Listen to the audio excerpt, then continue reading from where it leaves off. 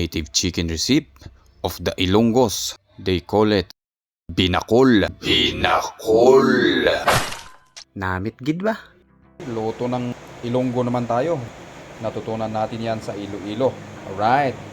At gagamitin natin itong dalawang buko. Dalawang nyog. Prepare na natin yung mga sangkap natin kakailanganin.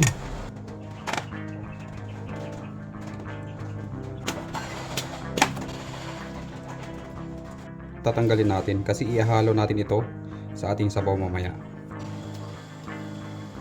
O yan. Yung buko juice is set aside lang din natin kasi ihahalo din natin yan mamaya. Alright, na-prepare na natin yung mga sangkap na ating gagamitin sa pagluluto.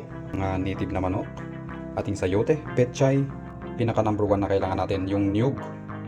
Batang bata pa siya.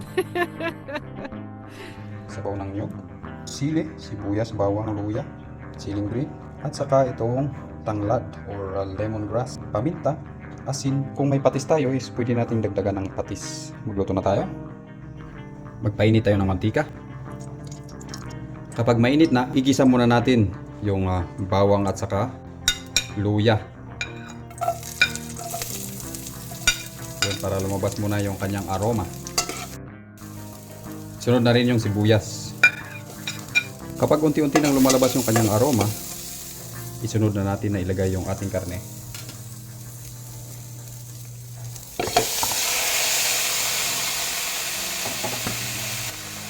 Paminta, asin, konting patis, saka natin halo-haluin.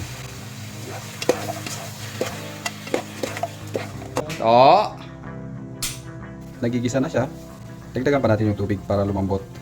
Itong karne kasi natin, yung native natin is medyo matanda na. Papalambutin talaga natin. Ito yung magic lang natin, itong tanglad, lemongrass sa Ingles.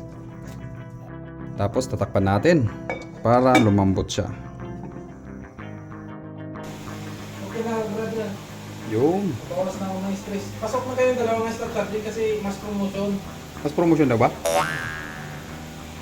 Kami, Yun bad trip. matagal-tagal pa itong palambutin, mga isang oras pa. Bad trip sa to.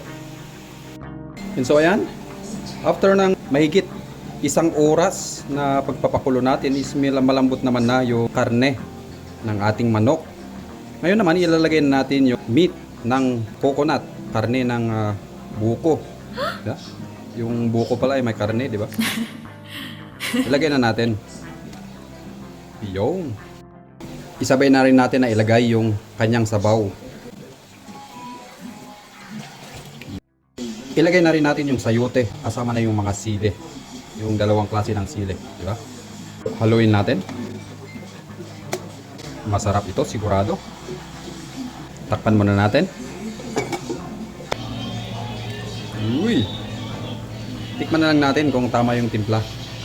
Yung asin. Tapos kung luto na rin yung sayote, bago natin ilagay yung finale natin na gulay, which is yung pichay.